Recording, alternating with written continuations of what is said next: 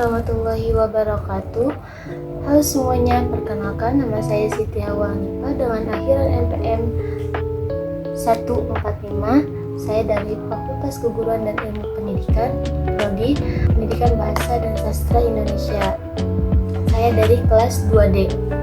Sebelum itu, saya ingin bertanya, pernah nggak sih kalian merasa bahwa hidup itu sudah ditentukan sejak lahir, atau kalian pernah melihat teman kalian yang hidupnya itu sudah ditentukan dan harus sesuai dengan apa yang orang tuanya inginkan dengan segala tuntutan itu. Kedengarannya berat bukan? Nah, inilah yang digambarkan oleh Oka Rusmini dalam sebuah buku atau novel yang berjudul Tarian Bumi. Nah teman-teman, novel Tarian Bumi ini menceritakan tiga generasi perempuan. Yang pertama ada Telaga.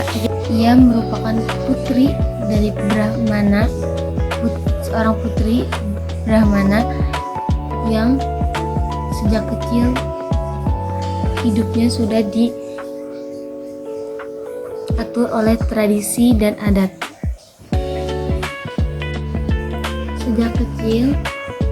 Sejak kecil Telaga sudah dihadapkan pada tuntutan keluarga dan tradisi yang mengatur bagaimana ia harus bersikap dan menjalani kehidupan. Aturan yang ada, Telaga merupakan sosok yang berani. Ia memilih jalani hidup yang berbeda dengan segala tradisi dan adat yang ada. Telaga adalah sosok perempuan yang berani. Ia memilih jalan hidupnya sendiri.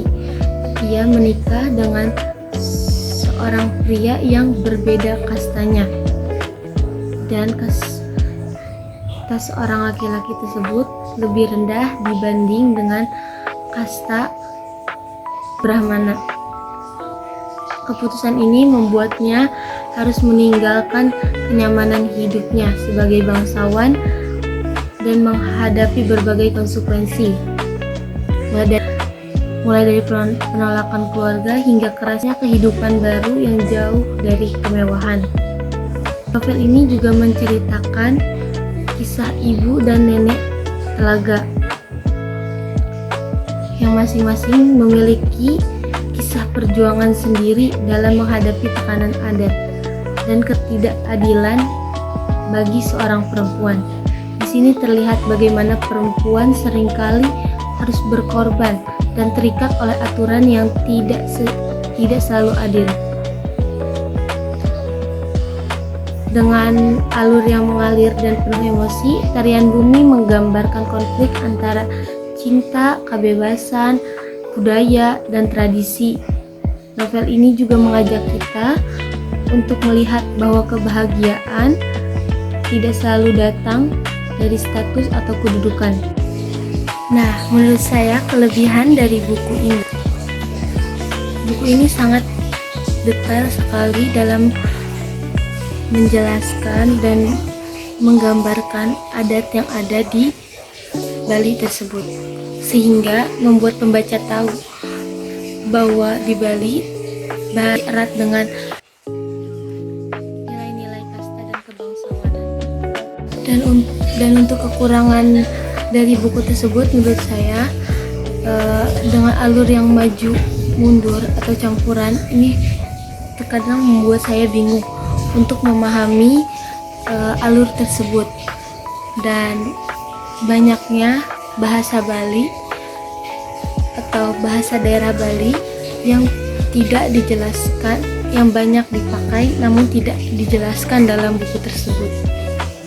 Dari novel ini kita belajar bahwa manusia berhak menentukan jalan hidupnya sendiri,